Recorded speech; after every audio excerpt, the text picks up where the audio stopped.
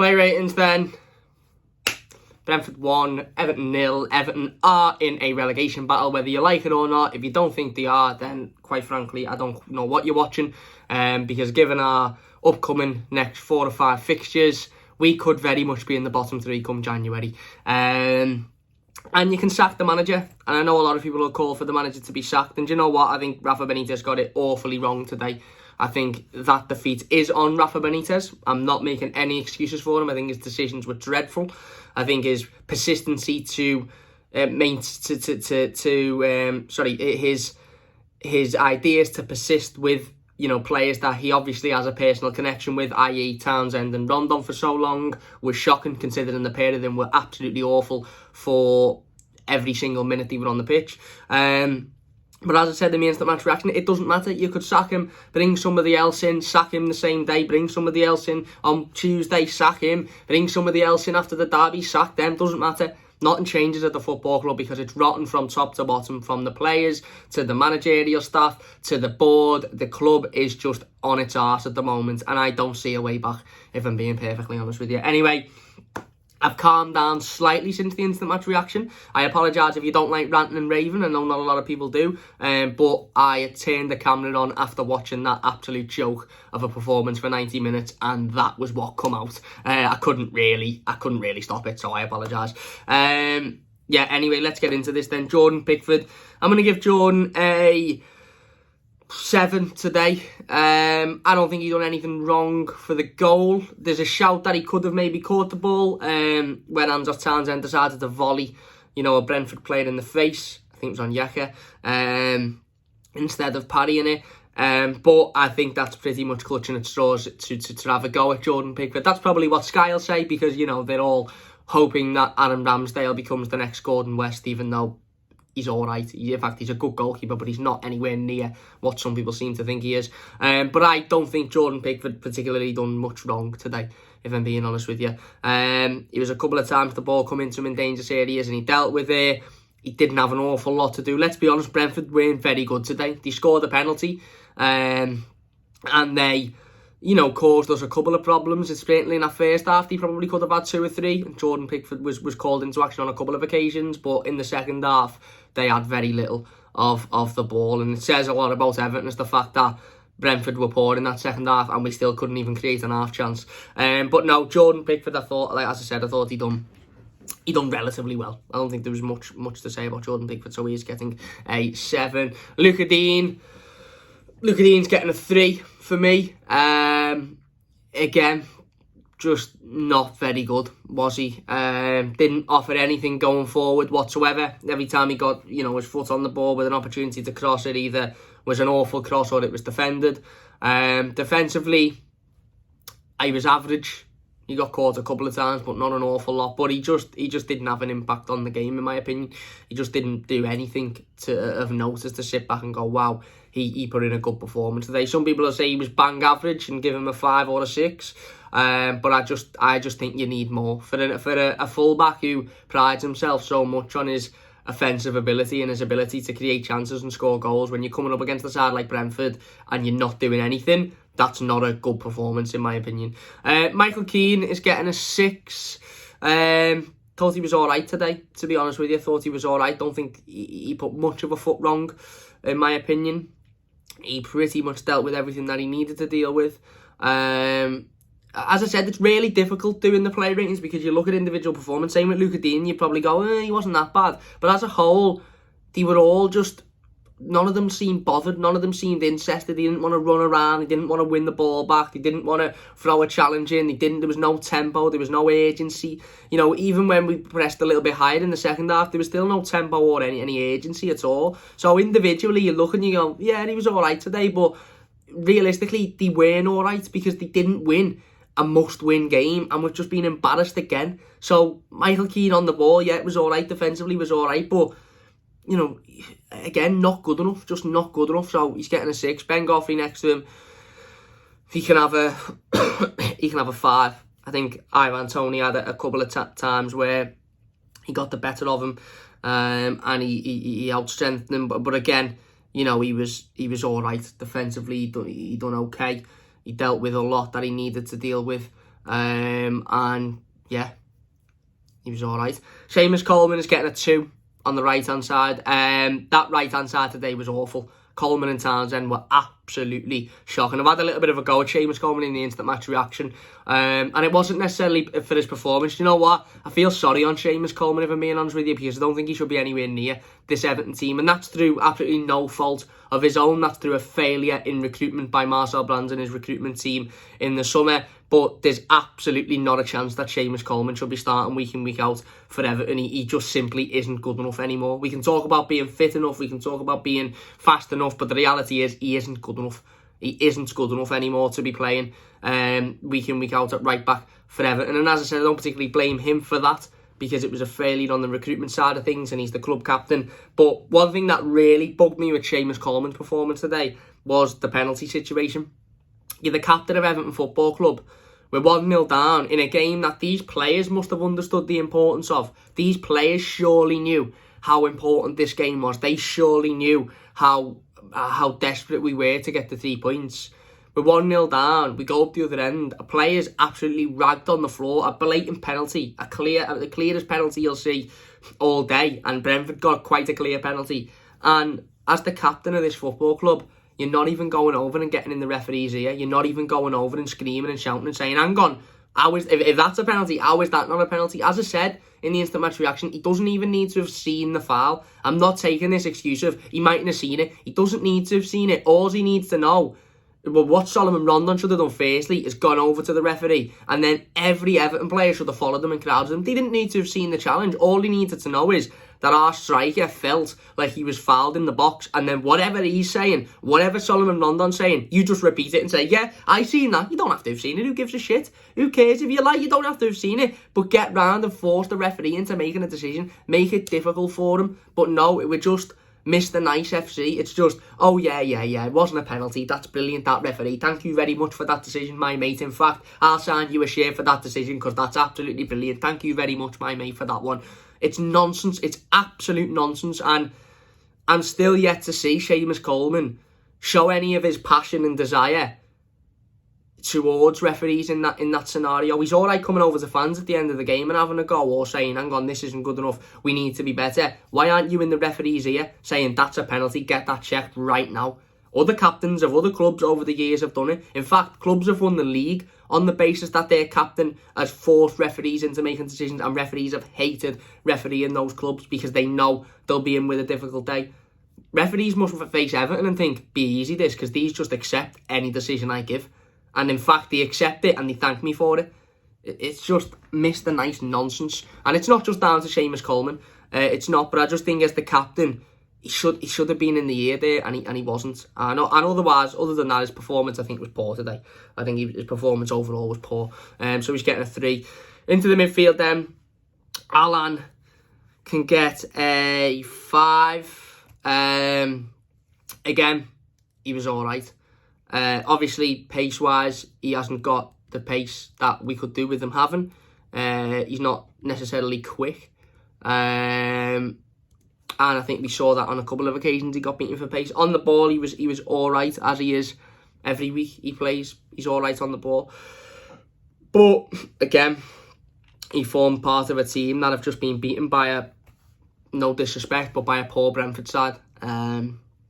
And he didn't really do much to determine why he should be lauded as a great performer. He was all right, but all right isn't good enough. Abdoulaye Doucouré then, I'm going to give Abdoulaye Doucouré a 7.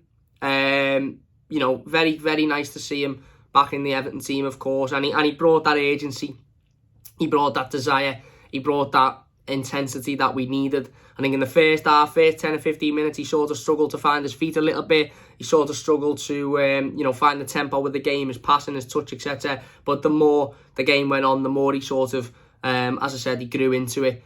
And yeah, like I said, if it wasn't for Abdoulaye Doucouré, it could have been, I think, 4 or 5 for Brentford today, because the amount of times that Abdoulaye Doucouré was there to every ball. He stopped a shot attempt in the first half, where Brentford got one-on-one with Jordan Pickford, and Abdoulaye Doucouré was there to put his body in the way. He won the ball back a couple of times in midfield in really, really dangerous areas.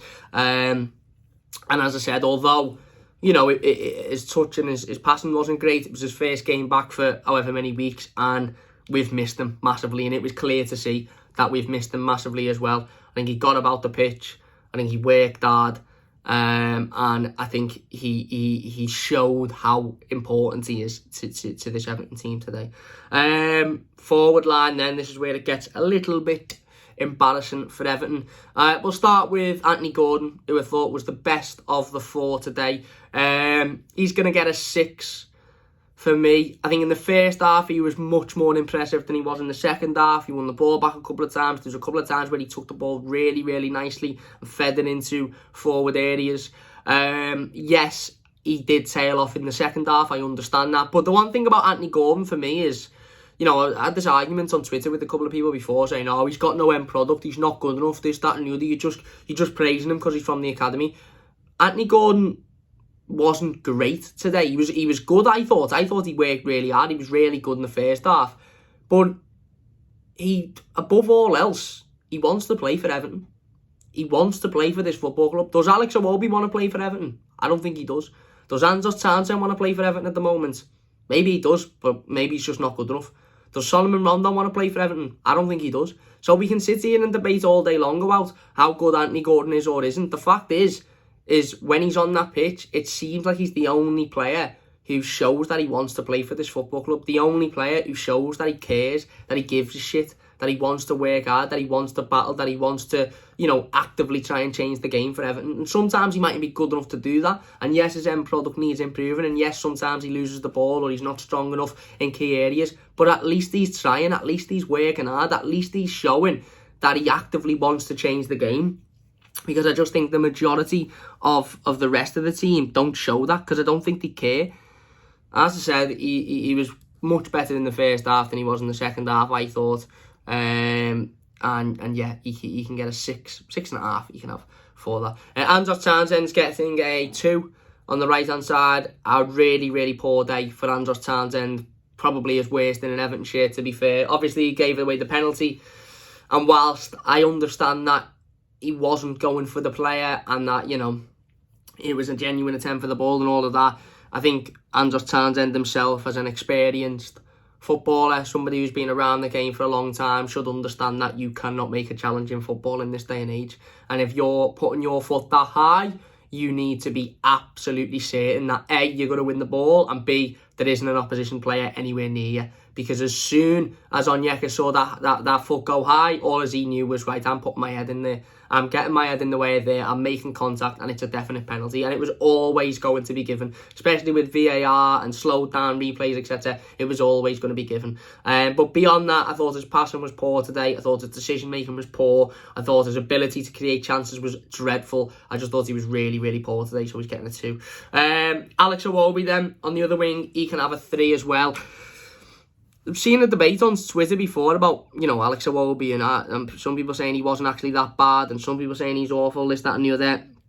I think with the ball at his feet, he wasn't particularly awful today. He didn't give the ball away many a time. He moved it, he passed it, okay on a couple of occasions. But the reality is with Alex Iwobi, and the reason I've given him that low of a score is because he just doesn't have an impact on games of football for Everton. And some people would say, yeah, Campbell, you're being you're contradicting yourself there because Anthony Gordon doesn't either. That's fine, but I think Anthony Gordon works a hell of a lot more than Alex Iwobi does, so I'll give him a higher score. The reality is Alex Iwobi can have a game where you look at him and go, in terms of ability wise, you weren't that bad, but you don't do anything. You're a £30 million footballer who doesn't impact the game whatsoever. Goals, assists, chances created. Demarai Gray impacted the game more in 10 minutes than Alex Iwobi did in 90 minutes that he was on the pitch. He doesn't impact the game. So, it effectively, scoring could be void because he doesn't have any impact. Yeah, and this has been the case for months, weeks, however many, years. So, I really don't know what we do with Alex Iwobi, to be honest with you. I don't. And then Solomon Rondon up front, he can have a 3 as well. He had a good shot in the first half that was saved well. I actually think it was more of a better save than, I don't think you can put much blame on Rondon for that.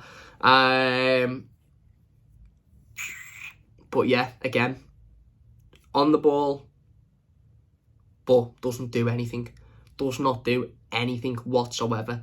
Doesn't create chances, doesn't score chances, doesn't particularly hold the ball up well, doesn't particularly put himself about and cause defences issues, so doesn't really do anything, does he? And then Demarai Gray come on, I'm going to give him a 7. He come on and within 5 minutes he was already our most creative player, he was already our biggest threat at goal, and created a couple of chances, was unlucky to not get an assist. If there'd have been any Everton player that would have gambled on one of those balls into the box, I think we would have come away with at least a point today, but there wasn't, and therefore we didn't. But I thought he'd done as much as he probably could have given the circumstances. And then Rafa Benitez is getting a 1 today. I've been quite lenient with Rafa Benitez so far since he's joined Everton Football Club, and I've given him a lot of time, and I've understood that there's bigger issues at the club and that not everything that's going wrong is because of Rafa Benitez. However, today his decision to not only keep Solomon Rondon on for 90 minutes, but also to not think that we needed another striker up there to give him help was baffling for me. I don't know how any professional Premier League manager could have watched that game from 55 minutes onwards and decided that Cenk Tosun, Ellis Sims or Lewis Dobbin didn't need to come on. I just don't know. I just don't understand it. It was really poor managerial decision from him, and I know a lot of people will be of the mind as to get him out now and to sack him, and maybe he will be sacked, and maybe he will leave the football club. But for me, it was poor today. It was poor from Rafa Benitez, and it was another poor performance from Everton. I genuinely don't know where we go from here. I genuinely don't know where we go from here. As I said before, I do think we're in a relegation battle. I can't see it being any less than 6 on Wednesday afternoon. I really can't. Wednesday evening, sorry, I really can't. And until we have Dominic Calvert-Lewin and Yerry Mina back in this team and Abdoulaye Doucouré back at full fitness, I don't think we'll pick up another point, to be honest with you, because I just haven't seen anything from this Everton team to show me why they, we should be looking, thinking we'll be picking up points in coming weeks. But yeah, there you go. As I said, if you want to check out the instant match reaction, it's a little bit of a lively one. But sometimes that's what happens when you put the camera on moments after watching that shambles. If you've enjoyed this one, leave it a like. Subscribe if you're new and all of that sort of stuff. We will be back tomorrow talking about this game again. But as I said in the instant match reaction, I don't know how much longer I can do this for. To be honest, I'll always do the channel and I'll always do the videos and I'll always watch Everton, but I am increasingly week in, week out becoming less arsed about Everton because these players week in, week out increasingly let us down constantly, and I don't see why we as fans should waste our time and money when these players, who are getting paid, by the way, to do their job, don't do their job, well enough. But there you go. Anyway, big thanks for watching. If you've enjoyed it, leave a like, subscribe if you're new, leave your comments down below, and we'll see you soon. Nice one. See you after.